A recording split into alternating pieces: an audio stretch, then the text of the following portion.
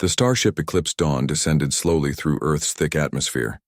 Its sleek metallic surface shimmered faintly as it cut through the clouds, glowing with heat from re-entry.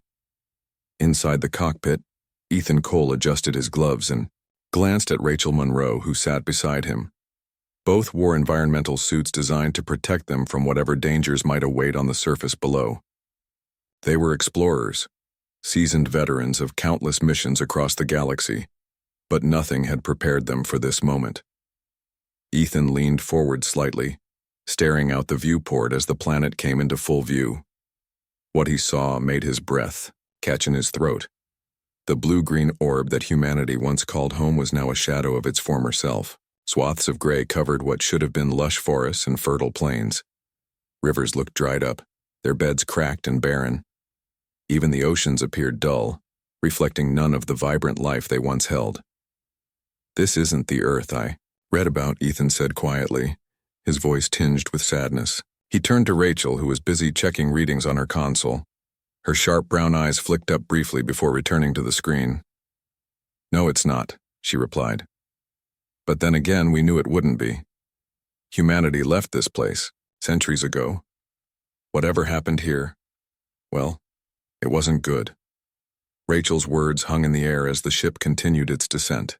Below them stretched a landscape scarred by time and neglect. Buildings rose like jagged teeth against the horizon, many crumbling or reduced to rubble. The city they were approaching had once been known as New York, a bustling metropolis filled with people, noise, and energy. Now, it was silent and still, a graveyard of steel and concrete. The Eclipse Dawn touched down gently near the edge of the ruins. Dust swirled around the landing struts as the engines powered down. For a moment, neither Ethan nor Rachel moved. They simply sat there, taking in the eerie quietness of the world outside. There were no birds chirping, no wind rustling through trees, no hum of distant traffic. Just silence. Finally, Ethan broke the spell. "Let's go," he said, standing up and grabbing his equipment pack. Rachel followed suit, slinging a rifle over her shoulder. Together they stepped toward the airlock. As the door hissed open, revealing the desolate scene beyond, Ethan felt a chill run down his spine. This wasn't just another mission. It felt personal, as if stepping onto Earth meant confronting something buried deep within himself. They stepped out cautiously, boots crunching over broken asphalt littered with debris. The air smelled strange, carrying hints of decay mixed with something metallic. Though their suits filtered the environment, Ethan couldn't shake the feeling that the very air around them carried weight, like it was watching. Rachel scanned the area, her eyes narrowing as she took in the details. Broken cars lay scattered along what used to be streets, their frames rusted and twisted. Storefronts gaped open, their windows shattered. Posters clung stubbornly to walls, faded but still legible. Advertisements for products long forgotten. Political slogans from governments that no longer existed. It was all so hauntingly familiar yet utterly alien. "Feels like walking into a tomb," Rachel muttered under her breath. She paused by a lamppost that leaned precariously to one side, its bulb long since burned out. Reaching out, she brushed away some dirt from a signpost nearby. "Broadway," she read aloud. "Guess even legends can't escape ruin." Ethan didn't respond immediately. Instead, he wandered closer to one of the buildings, peering inside through a gaping hole where a window had once been. The interior was dark, but he could make out shapes. Overturned furniture, piles of trash, and walls covered in graffiti. Some of the markings were crude symbols, others messages scrawled hastily in multiple languages. One phrase stood out, written in bold letters. "We tried." "What does that mean? What does—" Rachel asked, noticing where Ethan was looking. She joined him, tilting her head to study the message. "Whoever wrote this, they must have been desperate." Ethan nodded slowly. "Maybe, or maybe they were just giving up." He sighed, turning away from the building. "Come on, let's see if we can find anything useful." As they ventured deeper into the ruins, the sense of unease grew stronger. Every step seemed to echo unnaturally loud, bouncing off the empty structures around them. Shadows danced eerily in the corners of their vision, though when they turned to look, there was never anything there. The silence pressed down on them, heavy and suffocating. It wasn't until they reached what remained of Times Square that things took a turn. The iconic billboards overhead were dark, their screens cracked and lifeless. But amidst the wreckage, something caught Ethan's eye, a faint glow emanating from behind a collapsed wall. Motioning for Rachel to follow, he approached carefully, his hand resting on the hilt of his pistol. Peering around the debris, they discovered the source of the light. Strange, pulsating vines coiled around the remnants of a fountain. The plants glowed softly, casting an otherworldly hue over the surrounding area. Ethan crouched down for a closer look, reaching out instinctively to touch one. "Wait," Rachel hissed, grabbing his wrist. "Don't touch it. We don't know what it is." Her warning came just in time. As Ethan pulled his hand back, the vine suddenly twitched, recoiling as if startled. Then, without warning, it shot outward, wrapping tightly around his ankle. Ethan yelped, stumbling backward as Rachel raised her rifle. "Stay calm," she ordered, aiming at the vine but hesitating to fire. The plant-like creature seemed to sense her intent, tightening its grip on Ethan's leg. He gritted his teeth, trying to pry it loose, but the more he struggled, the harder it squeezed. "Shoot it!" Ethan shouted, panic creeping into his voice. Rachel hesitated for half a second longer before pulling the trigger. A bolt of plasma struck the vine, severing it cleanly. The severed piece writhed briefly before going still, releasing Ethan's leg. He scrambled away, breathing hard as Rachel helped him to his feet. "What the hell was that?" he demanded, rubbing his ankle gingerly. "I don't know," Rachel admitted, her expression grim. "But I think we're not alone here." The realization sent a fresh wave of tension coursing through them. They exchanged a glance, both knowing the implications. If those vines were alive, and intelligent enough to react, they weren't dealing with ordinary vegetation. Something far stranger awaited them on this ruined planet. For now, though, they decided to retreat. Gathering their composure, Ethan and Rachel began making their way back to the eclipsed dawn, their minds racing with questions. What had happened to Earth? And what exactly had taken root in its ashes? Ethan and Rachel returned to the eclipsed dawn, their steps quick and deliberate. The encounter with the glowing vine had left them shaken, but they knew they couldn't afford to let fear take over. As they climbed back into the ship, Ethan removed his helmet and ran a hand through his sweat-dampened hair. His ankle throbbed where the vine had gripped him, but he ignored the pain. Rachel, meanwhile, set her rifle down carefully on the console and began reviewing the data from their environmental scanners. "What do you think those vines are?" Ethan asked, breaking the silence. He leaned against the wall, watching as Rachel tapped rapidly at the controls. "I don't know," she admitted, not looking up. "But whatever they are, they're not normal plants. They reacted to you. That's not something regular vegetation does." Ethan frowned, replaying the moment in his mind. The way the vine had twitched when he reached for it, then lashed out, like a predator. It didn't sit right with him. "Do you think there's more of them? Or was that just some kind of isolated thing?" Rachel hesitated before answering. "I think we should assume there's more. If those vines are part of some larger system, we need to be careful. Very careful." The two sat in silence for a while, processing what they'd seen. Outside the viewport, the ruins of New York stretched endlessly, bleak and lifeless under the orange-tinged sky. The air inside the ship felt stale compared to the eerie stillness outside, but at least it was safe. For now. After a few minutes, Rachel spoke again. "We can't leave yet. Not without figuring out what happened here. There's got to be some kind of clue, something that explains why Earth looks like this." Ethan nodded slowly. "You're right, but where do we start? This place is huge." Rachel pulled up a map of the city on one of the screens. It was outdated, pieced together from old satellite images taken centuries ago, but it gave them a rough idea of the layout. She pointed to an area marked Central Park.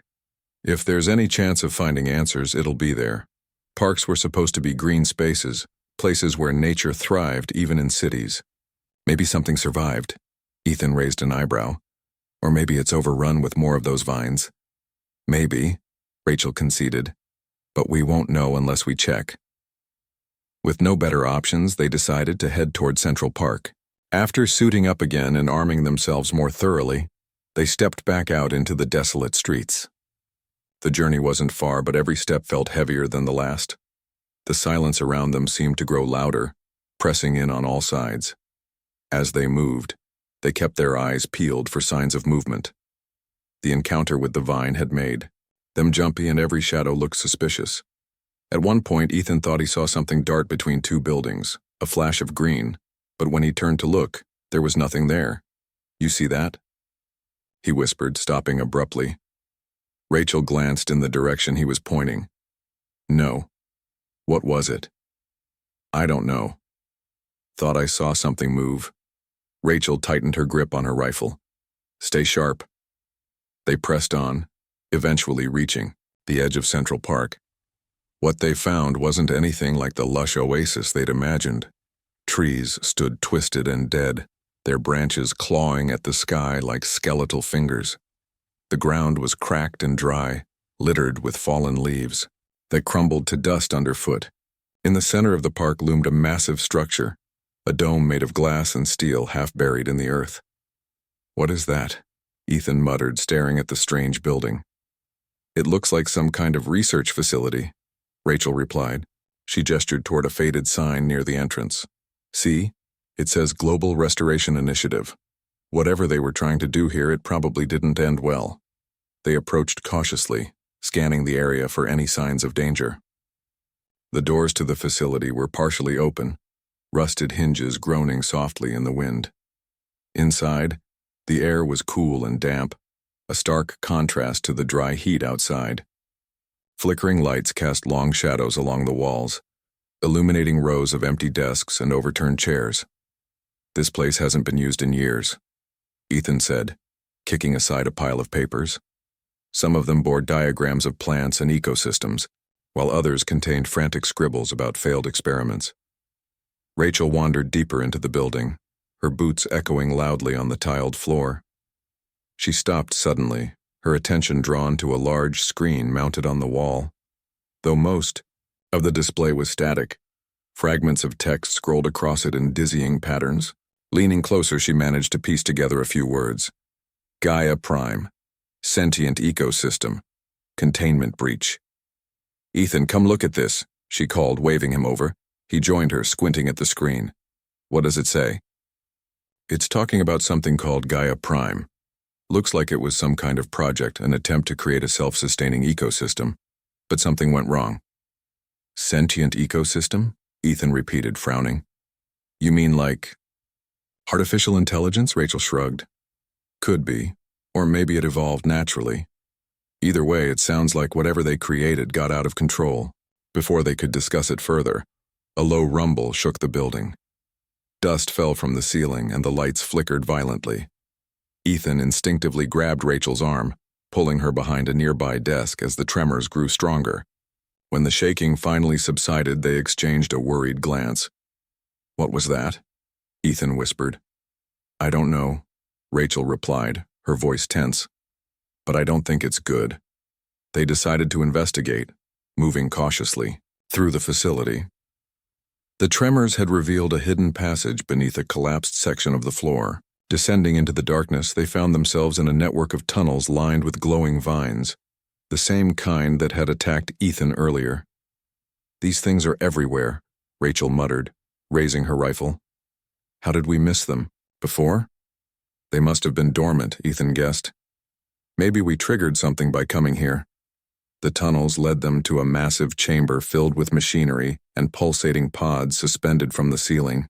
In the center of the room stood a towering figure, a being composed entirely of roots, vines, and bioluminescent spores. Its presence was overwhelming, radiating a sense of power and awareness that made both Ethan and Rachel freeze. "You are not welcome here," a voice echoed, deep and resonant. It seemed to come from everywhere at once, vibrating through the very air around them. Ethan swallowed hard, forcing himself to speak. "We didn't come to harm you. We came to understand." The being regarded them silently, its tendrils swaying gently. For a moment, neither human nor entity moved. Then the voice spoke again. "Prove your worth." Rachel stepped forward slightly, her tone calm but firm. "Your world has suffered because of humanity's mistakes. We want to help you heal." The being didn't respond immediately. Instead, it extended one of its tendrils toward them, brushing lightly against Rachel's suit. She flinched but held her ground. Ethan watched, unsure whether to intervene or stay silent. Finally, the being withdrew, its glow dimming slightly. "You will be tested," it declared.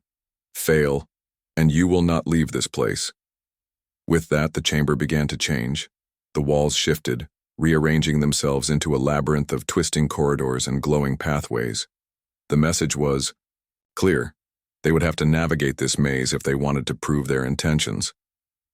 Rachel turned to Ethan, her expression determined. "Let's go. We've faced worse." Ethan nodded, gripping his weapon tightly. Together, they stepped into the labyrinth, ready to face whatever challenges awaited them. Ethan and Rachel moved cautiously into the labyrinth, their footsteps echoing softly against the strange, shifting walls. The glowing vines that lined the corridors pulsed faintly, casting an eerie light over everything. Each step felt heavier than the last, as if the maze itself was testing their resolve before they even began. They exchanged a glance but said nothing. Words seemed unnecessary in this place. The air was thick with tension, and both knew that one wrong move could mean disaster. The first challenge came quickly. As they turned a corner, the path ahead split into 3 separate tunnels, each identical in appearance. Rachel stopped abruptly, her eyes scanning the options. "Which way do we go?" she asked, though she already knew Ethan wouldn't have an answer. Ethan crouched down, examining the ground for clues. The dirt beneath their feet was loose, scattered with tiny fragments of what looked like broken glass. He picked up a shard and held it up to the light. It shimmered faintly, almost imperceptibly. "This might help," he said, standing up. "If we follow the trail of these shards, maybe it'll lead us somewhere." Rachel nodded, trusting his instincts. Together they began retracing the glittering fragments, careful not to lose sight of them. The tunnel twisted and turned unpredictably, forcing them to duck under low-hanging roots or climb over piles of rubble. Every so often they heard faint whispers, soft murmurs that seemed to come from all directions at once. Ethan tried to ignore them, focusing instead on the task at hand. But Rachel couldn't shake the feeling that they were being watched. After what felt like hours, they reached a large chamber filled with floating pods suspended from the ceiling. The pods glowed faintly, pulsing in rhythm with the vines around them. Inside each pod was something neither of them could quite make out, a shadowy form, writhing gently as if alive. Rachel stepped closer, her rifle raised defensively. "What are these things?" she whispered. Before Ethan could respond, one of the pods burst open, releasing a cloud of golden spores. The spores swirled around them, clinging to their suits and filling the air with a sweet, cloying scent. Ethan coughed, waving his hand to clear the particles from his faceplate. "Hold your breath," Rachel shouted, realizing too late that the spores might be dangerous. But instead of harming them, the spores seemed to settle harmlessly onto their suits, forming intricate patterns across the surface. When the cloud finally dissipated, Ethan noticed something strange. The patterns on his suit matched those on Rachel's. "Look at this," he said, pointing to his chest. "Do you think it's trying to communicate?" Rachel frowned, studying the designs carefully. "Maybe. Or maybe it's marking us. Either way, we should keep moving." They pressed on, leaving the chamber behind.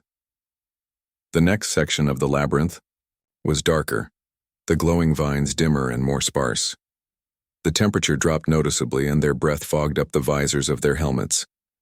Rachel shivered, though whether from cold or nerves was unclear. "This place keeps changing," she muttered.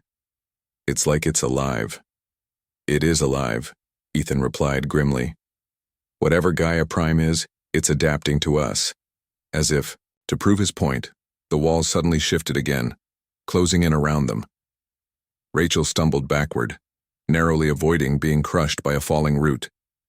We need to hurry, she yelled, grabbing Ethan's arm and pulling him forward. They ran through the narrowing corridor, dodging collapsing debris and leaping over tangled vines. Just when it seemed like the passage would close completely, they burst into another open space. A circular room with a single pedestal in the center. On top of the pedestal rested a small glowing orb. It pulsed steadily, radiating warmth despite the chill in the air. Rachel approached it cautiously, her rifle still at the ready. Do you think this is part of the test? She asked, glancing back at Ethan. He shrugged, stepping closer. Only one way to find out. Reaching out slowly, Rachel touched the orb. Instantly, the room lit up, bathing them in bright, blinding light. For a moment, they were disoriented, unable to see anything except the glow. Then, as their vision adjusted, they realized they were no longer in the labyrinth. Instead, they stood in a vast field surrounded by towering trees and vibrant flowers. The sky above was a brilliant shade of blue, dotted with fluffy white clouds. Birds chirped cheerfully and a gentle breeze carried the scent of fresh earth. This can't be real, Ethan said, looking around in disbelief. He knelt down and scooped up a handful of soil, letting it slip through his fingers. It felt real enough, but something about the scene didn't sit right with him. Rachel nodded, her expression wary. It's a simulation, has to be. There's no way Earth looks like this anymore. As if in response, the idyllic landscape began to shift. The colors faded, the trees shriveled, and the ground cracked open, revealing jagged fissures below. The birds fell silent, replaced by the distant rumble of thunder. Within moments, the beautiful field had transformed into a barren wasteland, mirroring the ruins they'd seen earlier. A voice echoed around them, deep and resonant. You see now, it said. This is what your kind has done. You took without giving back. You destroyed without rebuilding. And when you left, you abandoned me. Ethan clenched his fists, anger rising in his chest. That wasn't us. He shot back. We weren't even born when humanity fled Earth. We're here to fix things. The voice paused as if considering his words. Then prove it, it demanded. Show me you are different. With that, the simulation dissolved, and they found themselves back in the labyrinth. This time, however, the walls were covered, in screens displaying images of Earth's past. Lush forests, thriving cities, oceans teeming with life. But interspersed among these memories were scenes of destruction, factories spewing smoke, oil spills choking marine life, and entire ecosystems, collapsing under the weight of human greed. Rachel stared at the screens, her jaw tightening. She wanted to look away, but she forced herself to watch. We can't undo the past, she said quietly, more to herself than to anyone else. But we can learn from it. Ethan nodded, his expression grim. And we can try to make things better. That's why we're here. The screens flickered and went dark, plunging the labyrinth back into its dim, glowing state. A new path opened up before them, leading deeper into the maze. Without hesitation, they started walking, their resolve stronger than ever. They knew the challenges ahead wouldn't be easy, but they also knew they couldn't give up. Not now. They walked. Rachel spoke up. Do you think Gaia Prime will trust us, after everything humans have done? Ethan hesitated before answering. I don't know. Maybe it won't. But if we can show it that we're willing to change, maybe that'll be enough. Rachel smiled faintly, though there was little humor in it. Let's hope so. Because if we fail... She trailed off, leaving the thought unfinished. Ethan didn't need her to say it. They both knew the stakes. Failure meant never leaving this place, never getting the chance to tell the galaxy about what they'd discovered. Worse, it meant leaving Earth trapped in its current state, a reminder of humanity's greatest mistakes. They continued onward, navigating the labyrinth with renewed determination. Along the way, they encountered more obstacles: collapsing bridges, rivers of molten rock, and swarms of glowing insects that buzzed angrily around their heads. Each challenge tested their strength, their teamwork, and their will to survive. But through it all, they pushed forward, driven by the hope that they could make a difference. Finally, after what felt like days, they reached the end of the maze. Before them stood a massive gate, its surface covered in intricate carvings of plants, animals, and humans working together in harmony. At the center of the gate was a keyhole, glowing faintly with the same golden light as the orb from earlier. Rachel pulled the orb from her pack. It had materialized there after the simulation ended, and held it up to the keyhole. With a soft click, the gate swung open, revealing a breathtaking sight. A pristine valley bathed in sunlight, untouched by the decay outside. In the distance, they could see the towering figure of Gaia Prime, its roots stretching across the landscape, like veins. "You have passed my test," the voice said, softer now. "But remember this: Terra is mine to protect. If others come with malice, I will not hesitate to act." Ethan and Rachel exchanged a glance, relief washing over them. They had proven themselves for now. But they knew their work was far from over. Ethan and Rachel stepped through the gate, their boots sinking slightly into the soft, fertile soil of the valley. The air smelled fresh and clean, carrying the scent of blooming flowers and damp earth. It was a stark contrast to the desolation they had seen outside the labyrinth. Here, life thrived. Trees stood tall and strong, their leaves vibrant shades of green. Birds chirped melodiously from the branches, and small animals darted between the bushes, unbothered by the presence of the two humans. In the distance, Gaia Prime loomed, its massive form blending seamlessly with the landscape. Roots spread out, like rivers, connecting every part of the valley to the sentient being at its center. Ethan couldn't help but feel a sense of awe as he looked at it. This wasn't just an ecosystem. It was alive, aware, and watching them closely. Rachel broke the silence first. "So now what?" she asked, her voice steady despite the weight of the moment. "We've proven ourselves, but how do we actually help?" Gaia Prime's voice echoed around them, deep and resonant yet calm. "Helping begins with understanding," it said. "You must see what I have endured and what remains undone." Before they could respond, the ground beneath their feet began to shimmer faintly. The world around them dissolved into light, pulling them into another vision. They found themselves standing in what appeared to be an ancient laboratory, filled with rows of computers and equipment covered in dust.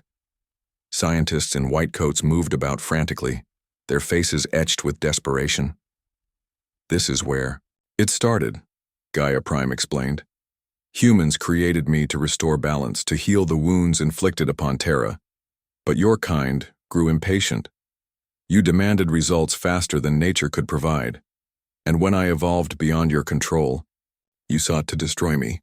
The scene shifted again, showing riots in the streets, governments collapsing under the strain of environmental disasters. Fires raged across cities, and oceans turned black with pollution. The scientists who had once worked tirelessly to save Earth abandoned their posts, fleeing to colonies among the stars. Humanity left behind not only its home but also its responsibility. Ethan clenched his fists, feeling anger rise within him, not at Gaia Prime, but at the generations that had failed this planet. "It wasn't our fault," he said firmly. "We weren't even born yet. But we're here now. We can make things right." Gaia Prime paused, considering his words. "Prove it," it repeated. "Show me your intent." The vision faded, returning them to the pristine valley. Rachel glanced at Ethan, her expression thoughtful. "We need to start somewhere," she said. "If we can repair parts of this facility, maybe we can stabilize some of the ecosystems." Ethan nodded. "Let's get to work." Over the next several days, they threw themselves into the task. Using tools from the Eclipse Dawn and resources scavenged from the ruins of the Global Restoration Initiative, they worked tirelessly to repair damaged machinery and clear debris from the tunnels. Some areas were easier to fix than others. Certain Sections of the facility had been completely overtaken by vines, which resisted their efforts at every turn. Whenever they encountered resistance, Gaia Prime intervened, guiding the roots away or calming the plants long enough for them to complete their tasks. Despite the challenges, progress was visible. Lights flickered back on in darkened corridors, water flowed cleanly through pipes that had been clogged for centuries, and patches of land began to show signs of recovery.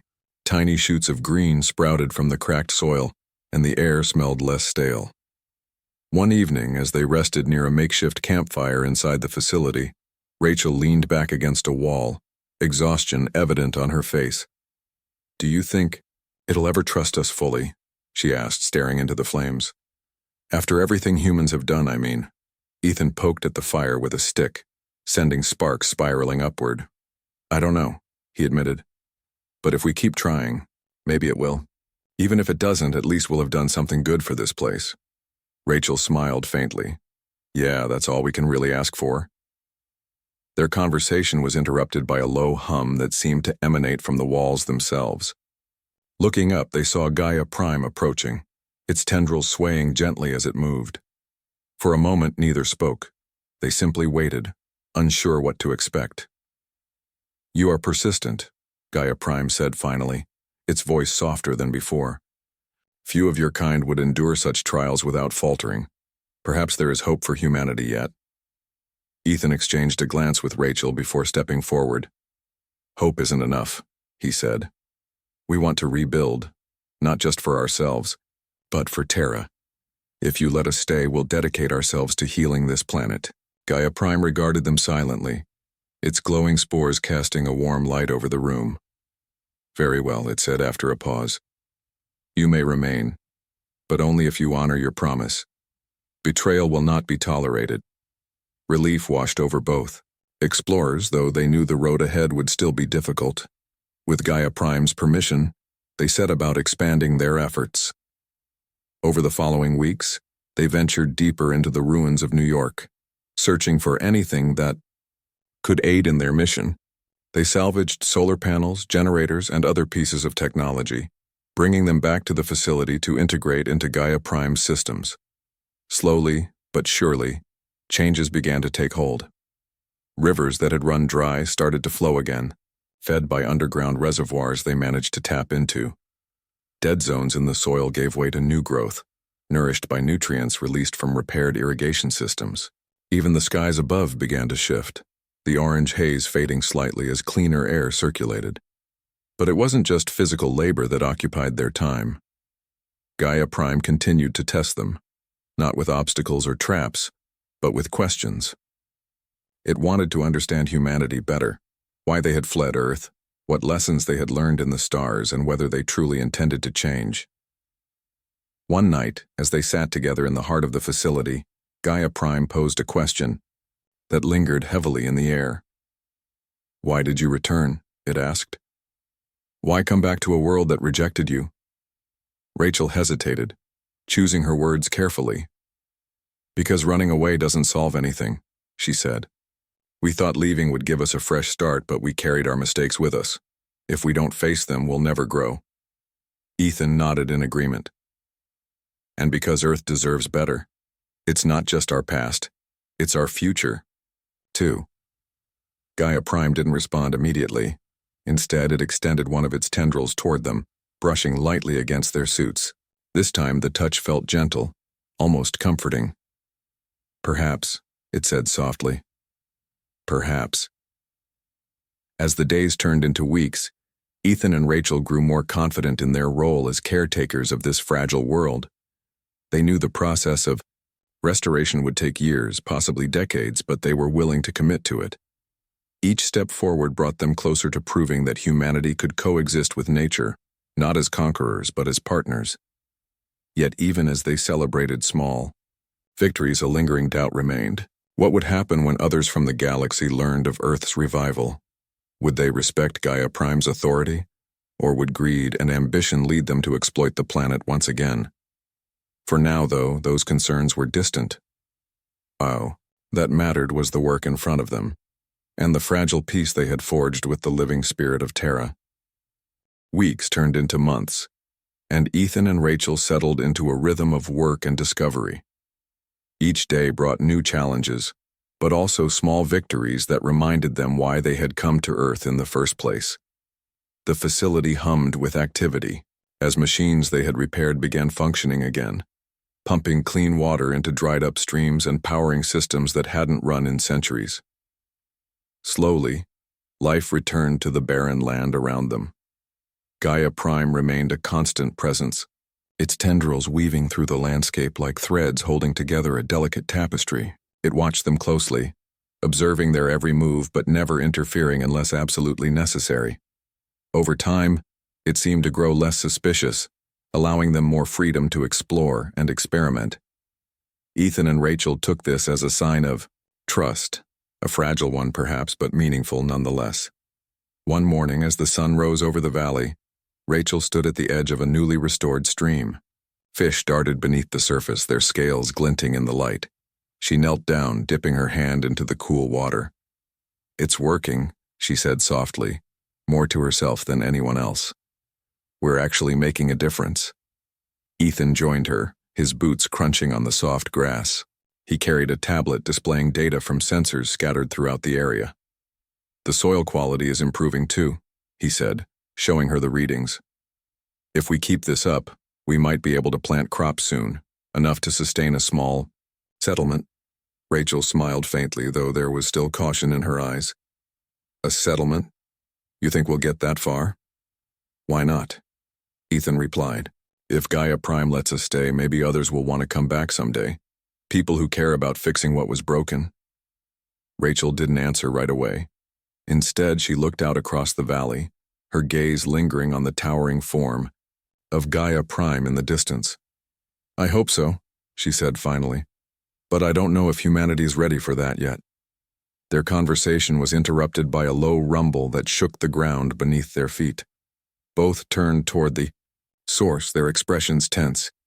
They had felt tremors before, but this one was different, stronger, more deliberate. The vines around them twitched, glowing brighter than usual. "What's happening?" Ethan asked, gripping the tablet tightly. Before Rachel could respond, Gaia Prime's voice echoed around them. "Visitors approach," it said, its tone sharp and urgent. "Prepare yourselves." Ethan and Rachel exchanged a glance, then hurried back toward the facility. As they reached the main chamber, the screens lining the walls flickered to life, displaying images of ships descending through Earth's atmosphere. There were 3 of them, sleek vessels bearing the insignia of an interstellar mining corporation. "They're here for resources," Rachel muttered, her voice tight with anger. They probably heard rumors about Earth recovering and decided to see for themselves. Ethan clenched his fists. "They can't just take what they want. Not after everything we've done to fix this place." Gaia Prime's tendrils swayed violently, its glow intensifying. "You promised to protect me," it said, addressing Ethan and Rachel directly.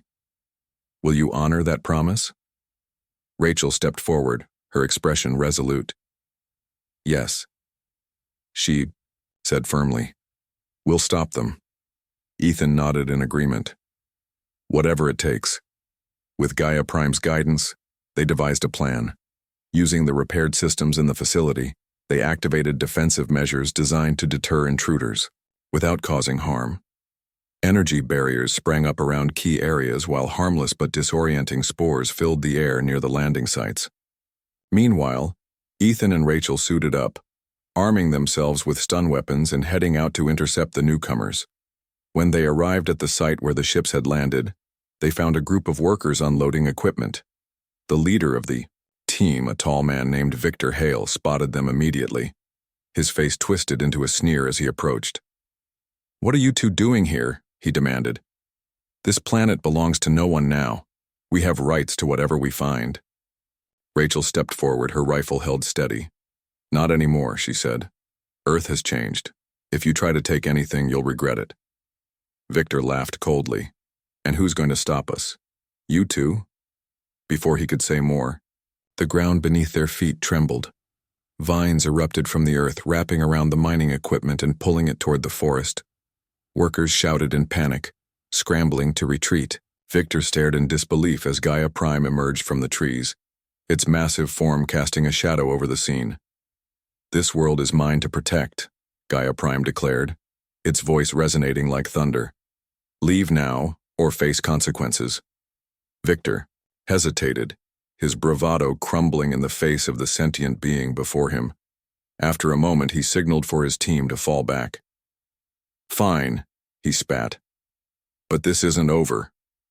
As the ships lifted off, disappearing into the sky, Ethan let out a breath he hadn't realized he'd been holding. "That was close," he said, lowering his weapon. Rachel nodded, her expression grim. "Too close. This won't be the last time someone tries to exploit Earth. We need to stay vigilant." Back at the facility, Gaia Prime addressed them once, again. "You defended me," it said, its voice softer now. "For that, I am grateful." Ethan glanced at Rachel, then turned to face Gaia Prime. "We made a promise," he said simply, "and we intend to keep it." Over the following weeks, Ethan and Rachel focused on strengthening Earth's defenses. With Gaia Prime's help, they set up early warning systems to detect approaching ships and fortified key locations with energy barriers. They also began documenting their progress, creating detailed reports to share with the galaxy, if, and when the time came. One evening, as they sat together under the stars, Rachel broke the silence. "Do you think anyone will believe us when we tell them about this place?" she asked, her voice tinged with doubt. "About Gaia Prime and what we've done here?" Ethan shrugged. "Maybe some will. Others might not care. But even if they don't, at least we know the truth. That's enough for me." Rachel smiled faintly, leaning back against the grass. "Yeah, me too." Above them, the sky shimmered faintly, hinting at the countless worlds beyond. For now, though, their focus remained on the one beneath their feet, the planet they had fought to save. Together, they had forged a fragile peace, proving that humanity could learn from its mistakes and strive for something better. As they gazed up at the stars, Ethan and Rachel knew their journey was far from over.